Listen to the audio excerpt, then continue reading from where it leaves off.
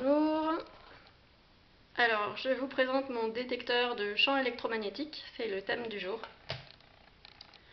Dans cette vidéo, je vais vous parler de transition énergétique, écologique et démocratique, de champs électromagnétiques et de santé du cerveau, et je vais m'adresser particulièrement aux shifters et à tous ceux qui se reconnaissent comme amoureux de la faune et de la flore, en quête d'autonomie alimentaire et énergétique, collapso, preppers, décroissants, écolos en général.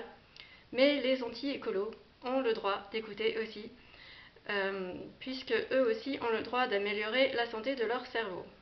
Par souci de concision, je ne vais pas tout expliquer dans le détail. Je vais faire comme si je m'adressais à des cerveaux déjà bien vifs et affûtés, comme ceux d'Arthur Keller, Jean-Marc Jancovici, Aurore Stéphan, Emma Aziza, Étienne Chouard, Paul-Antoine Martin, c'est-à-dire des gens qui, de par leur formation ou leur parcours de vie, ont appris à maîtriser un vocabulaire et des notions un peu techniques, ou qui sont capables de s'informer rapidement et efficacement sur des notions qu'ils maîtrisent mal. Je mets une liste non exhaustive de références, de sources dans l'article qui sert de script à cette vidéo, qui figure dans la description de la vidéo sous la vidéo. Je ne les citerai pas au fur et à mesure, ces sources, pour ne pas trop alourdir le propos, mais oui, je me base sur des sources très sérieuses. Récemment, j'ai adhéré à l'association des Shifters, créée en soutien au Shift Project, le think tank cofondé par Jean-Marc Jancovici. J'ai exploré le site de l'association et j'ai compris qu'une façon de contribuer à la transition, c'est d'identifier les freins à la transition et de proposer des solutions pour lever ces freins. Pour identifier ces freins, on s'appuie sur nos compétences. De formation, je suis éducatrice de santé, on peut aussi dire naturopathe. Mon domaine de compétence, c'est l'ensemble des facteurs environnementaux qui affectent notre santé sur tous les plans, y compris sur le plan cognitif et psycho-émotionnel. Ma formation ne m'a pas formée à la systémique, mais elle m'a formée à la pensée holistique, qui est, en naturopathie, une sorte d'approche systémique de la santé. Un des freins majeurs à la transition, de mon point de vue d'éducatrice de santé, un des freins majeurs est ce qu'on appelle communément en anglais l'électrosmog, c'est-à-dire le brouillard électromagnétique artificiel et plus particulièrement l'omniprésence croissante des radiofréquences, que ce soit dans les maisons, les entreprises, les lieux publics, les réunions, les conférences, les voitures, etc. En très résumé et vulgarisé, cet électrosmog a tendance à te rendre moins intelligent que tu ne l'es quand il n'y a pas de réseau. Définition: l'électrosmog est composé de tous les rayonnements électromagnétiques artificiels générés par les installations et appareils électriques, ce qui inclut la lumière artificielle, puisque je fais ici référence au spectre électromagnétique. Une partie de cet électrosmog est constituée des radiofréquences, c'est-à-dire des champs électriques de haute fréquence émis par les antennes relais, le Wi-Fi, les smartphones, les téléphones sans fil, le Bluetooth, etc. Ces radiofréquences peuvent affecter notre corps, et donc notre santé neurologique et psychologique, notre empathie, notre niveau de stress, notre self-control, notre mémoire, notre capacité de concentration, notre énergie, etc. Autrement dit, quand ça ne capte pas, tu captes mieux. Quel lien avec la transition ? Comment est-ce qu'on organise des chantiers participatifs, de la solidarité, du volontariat, de la convivialité, avec des gens très désorganisés ? Comment est-ce qu'on explique des choses compliquées à des gens qui ont la tête dans le pâté ? Comment est-ce qu'on agit efficacement et rapidement quand on est fatigué ? Quand on souhaite œuvrer pour la transition et de façon à gagner en efficacité pour booster et protéger nos petites cellules grises et pour gérer le stress, et donc pour mieux réfléchir, mieux organiser, mieux prendre soin les uns des autres, et de tout le bordel qui est devenu la société, je propose un conseil de base. Débrouille-toi pour avoir une solide hygiène électromagnétique. Ce conseil se décline en 4 points. Premièrement, éteindre tous les objets connectés sans fil chez soi et sur soi, et s'éloigner des sources de radiofréquences qu'on ne peut pas éteindre, ou les éviter autant que possible, antennes relais, Wi-Fi des lieux publics, etc. Opter pour des communications filaires, connexion Internet filaire via une box, des câbles Ethernet, des rallonges, adaptateurs et multiprises Ethernet, la fibre, un téléphone fixe filaire ou un téléphone sans fil, qui n'émet que lorsqu'il est en communication, éteindre le Bluetooth partout. Dans notre logement, dans l'idéal, on devrait aussi se protéger des champs électromagnétiques de basse fréquence, disjoncter l'électricité quand on va se coucher, avoir de bonnes prises de terre, d'une valeur de moins de 10 ohms, réduire au maximum le nombre d'appareils électriques dans le logement, et bien sûr éviter de vivre près d'une ligne électrique à très haute tension. Quand on organise un événement public, comme une conférence, une formation, on devrait demander aux organisateurs d'éteindre le Wi-Fi du lieu, et au début de l'événement, on devrait demander aux participants d'éteindre leur smartphone ou de le mettre en mode avion et de bien en désactiver toutes les fonctions mobiles. À moins d'être médecin ou pompier d'astreinte, on n'a pas besoin de notre smartphone pendant une conférence ou une réunion de travail. Pour noter des choses, on peut prendre du papier et un stylo, et un smartphone en mode avion peut enregistrer du texte, du son et de l'image. Deuxièmement, passer du temps à la terre sur le plan électrique, aussi souvent que possible. On se met à la terre sur des matériaux conducteurs qui sont à la terre sur le plan électrique, pas sur du lino, qui est un isolant électrique. On se met à la terre en se mettant pieds nus dans l'herbe, en chaussettes coton sur du carrelage en rez-de-chaussée, pieds nus à la plage, etc. Troisièmement, s'exposer à la lumière du soleil aussi souvent et longtemps que possible, sans crème solaire, sans lunettes de soleil tant que c'est possible, tout en évitant bien sûr les coups de soleil.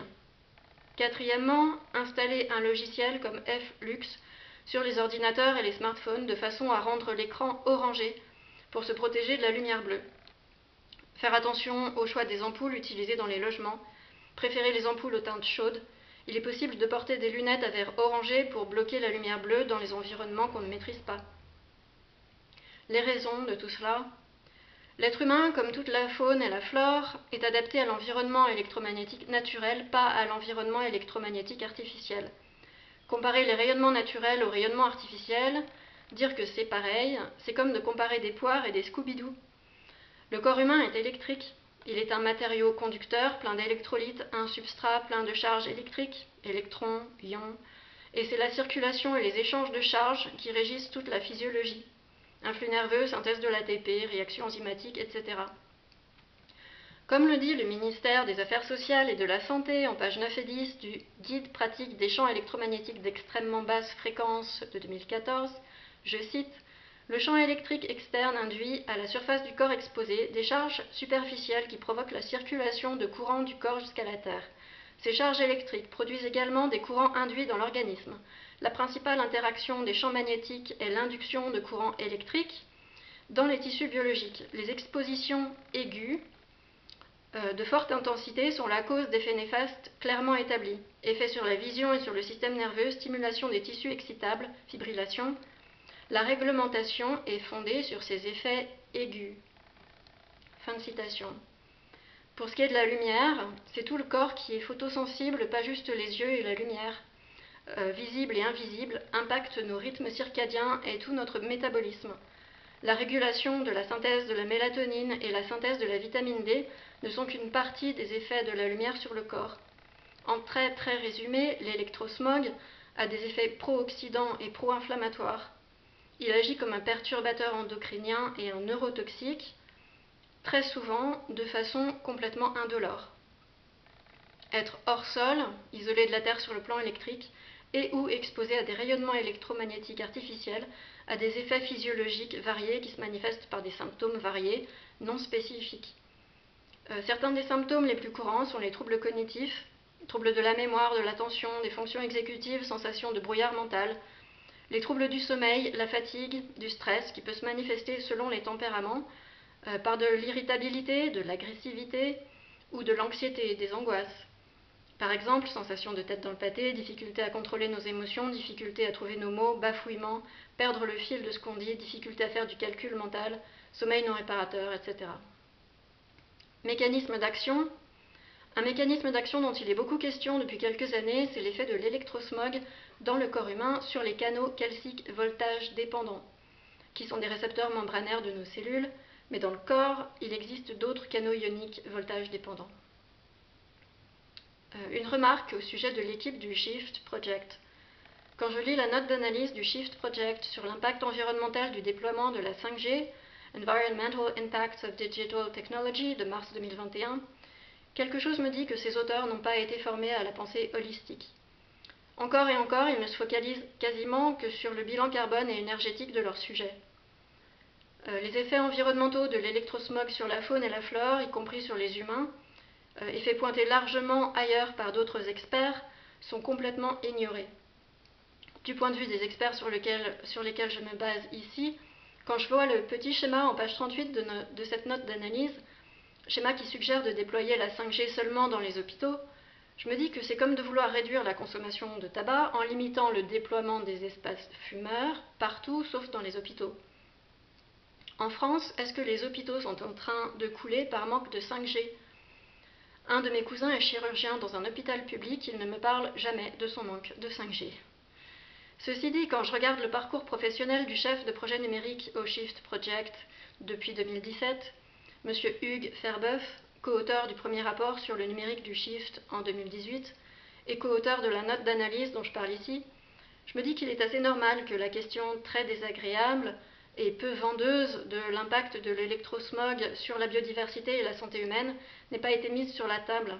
Et notez que je formule cette remarque avec beaucoup de diplomatie. Que se passerait-il si on demandait à M. Ferbeuf de faire équipe sur ce sujet avec Mme Michèle Rivasi ? Entre parenthèses, les anti-nucléaires n'ont pas que des défauts. Pour conclure, prenez soin de vous, s'il vous plaît. Prenez soin de vos compétences, de vos capacités intellectuelles, de vos petites cellules grises, de vos proches, avec une bonne hygiène électromagnétique. Cela va largement dans le sens de la sobriété numérique. S'en tenir à des communications filaires permettrait de faire baisser la fièvre des marchés des objets connectés, très gourmands en ressources variées. Cela contribue aussi à prendre soin de la faune et de la flore et à décarboner la santé en favorisant la prévention de pathologies multiples. À la prochaine.